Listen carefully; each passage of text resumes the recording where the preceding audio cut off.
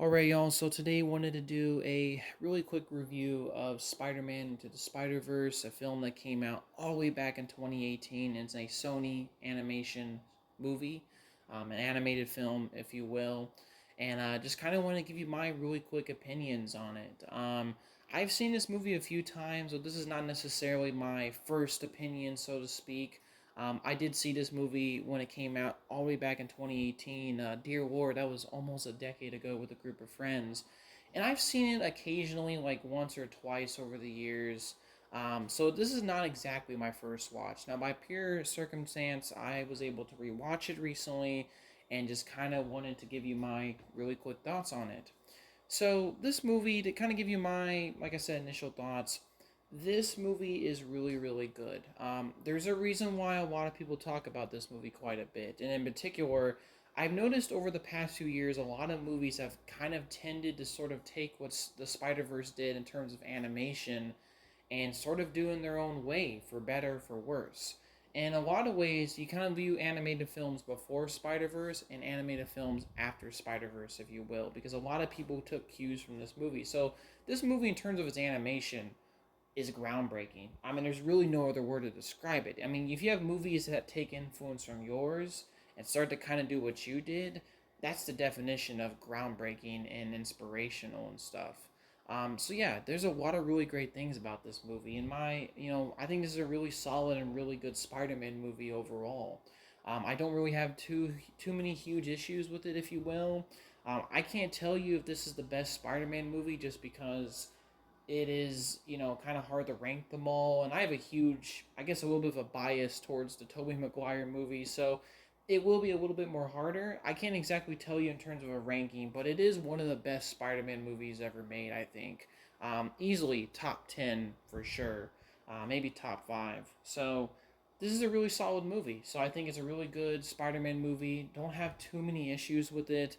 So regardless, let's get into it a little bit deeper. To start out with my pros, I will say this. To start out with my pros, like I said, the animation's beautiful.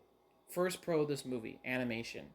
It's groundbreaking. It's a beautiful looking movie. Even though it's almost 10 years old at this point, which is insane to think about, it is beautiful. It's a beautifully stunning looking movie. It's like 3D animated, but it has a huge mixture and really just takes a huge, massive amount of influence from comic books.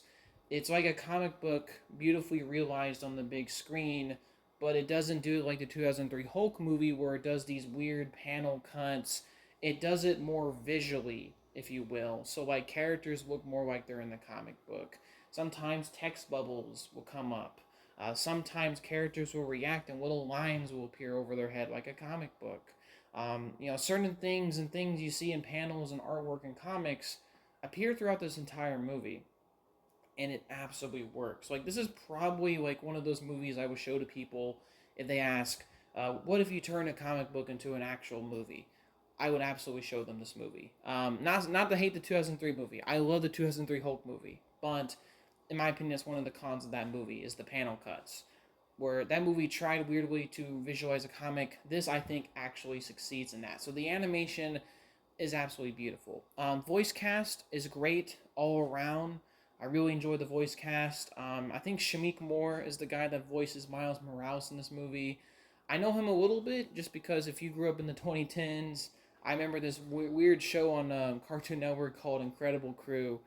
Huge nostalgia flashback right there. But yeah, I just recognized him from his voice in this movie. I think Haley Steinfeld, I think that's her last name. I could be butchering it. Also voices Gwen Stacy here, and I can't exactly tell you who else voices the other characters. But the voice cast is great all around. I really enjoy it. There's no really bad performances. Everything is pretty much like their characters. Their voices and their characters match perfectly in this movie. Heck, even Nick Cage voices Spider-Man Noir. That's perfect. And it's even hilarious he's going to be doing a live action version of that show, which is frankly insane. Which, I haven't seen it yet, but it's really, really cool. That being said, the voice cast is great all around. Also, the story. The story is really good. Now, I actually have read a little bit of the Miles Morales Ultimate Comics, which is where the character Miles Morales was introduced. He was brought in by Brian Michael Bendis after the Ultimate Spider-Man, Peter Parker, died for a period of time. He was brought in to be the new one. And his origin is very similar, except for the fact that they introduce a whole bunch of Spider-Man and multiverse stuff in this movie, which none of that, if I remember correctly, happened in the comic. But I really enjoyed the story of this movie about Miles growing up to be a hero, how they use visual cues that, really just shows you the evolution and growth of his character and his arc, and how he's really just bombarded with stuff throughout this entire movie, but he deals with it maturely to the best of his ability and becomes the best hero that he can. And I really enjoy the growth and the origin story of Miles in this movie. It feels really natural, and it's a really good story. And I think all the other characters are really cool. The other main crew of Spider-Man in this movie, Gwen Stacy's pretty great in this movie. Penny Parker, I think that's her name. She's like the anime Spider-Man. I've heard a little bit about her comics, but yeah, she was pretty cool. Nick Cage as Spider-Man Noir was really cool. I know a little bit more about his comics, but they all really were really cool in their roles and stuff. But one character that I didn't expect that I would relate to so much, and something that I think when I was younger, I related to Miles a little bit more just because he was the youth, he was more optimistic, and he was just starting out. He was kind of like the character, if you will, that everyone kind of begins with at their journey, right? But I weirdly related to Peter B. Parker the most in this movie. He's the Spider Man who became Spider Man, did a lot of cool stuff, got the girl, and then just proceeded to lose everything. His life has been a rut. He's been depressed. I think in the movie, I think it's mentioned that like his age, he's almost 40, but I'm not sure if that's accurate. But he's also fat because everyone constantly makes fun of his belly, and he kind of becomes a teacher to Miles begrudgingly. And I really enjoyed his character growth throughout the entire movie. From his initial, opinion that he's not going to be able to fix things at all in his universe, to being the one that stands up and says, "I want to be the one to push the button to get all the other spider people home, even if that kills me in this world, because I know I can't change in my own world." And Miles teaches him by the end of the movie, "Nah, you gotta go home. You can fix all this." I don't know. Maybe it's just being older and being a bit more mature. I really identified with Peter B. Parker in this movie. Like, I personally think he's the best character and has the strongest arc in this entire movie. This guy who kind of lost it all. I can relate to losing a lot of things, but slowly over time, learning the will to get back up and just, you know, trying it again. It's really, really good, and it's a really good character arc. And I think, personally speaking, at least in this movie, I'm not saying for the second movie, he is really, really good in this movie. And I really didn't expect to identify with him so much. I think when I watched this movie the first time, I thought like a lot of people did. He was like, "Oh my gosh, this is Spider Man. He's so lazy and weird and all this." And then, oh yeah, he just fixes himself by the end. Maybe, like I said, it's a maturity thing, you grow older thing. But I thought that was awesome that he changed. I really identify with the character. And I personally think he's my favorite in this entire movie. So, yeah. Another huge positive as well, I almost forgot to mention, is the soundtrack.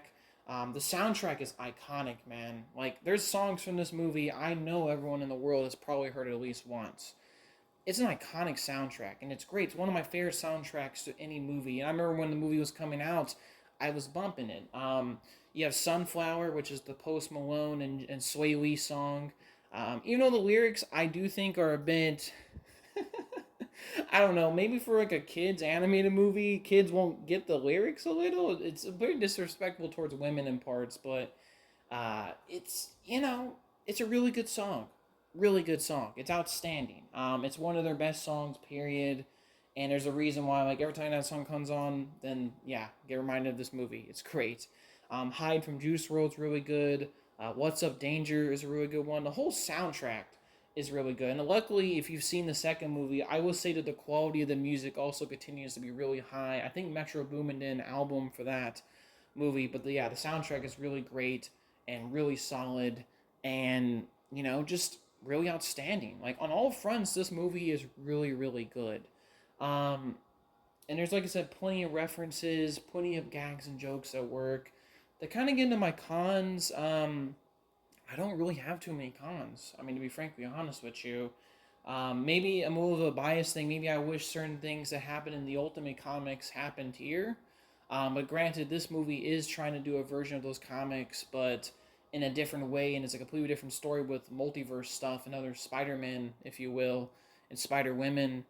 But I would have maybe wished that maybe some things from the Ultimate Comics could have been there.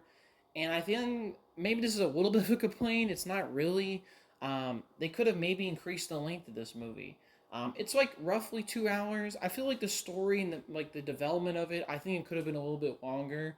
Maybe like a 2.5 hour movie, which they would do with the sequel anyway. So I guess that was a problem that was addressed. But I feel like it runs a little bit too short and moves a little too quick.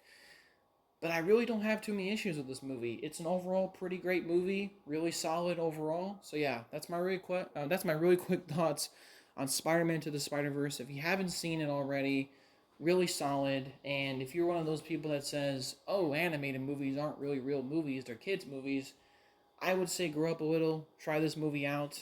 You'll notice things like I did. In particular, for me, it was Peter B. Parker that will help you relate to this movie a little bit more as an adult. But yeah, hopefully you all have a good day and peace, y'all.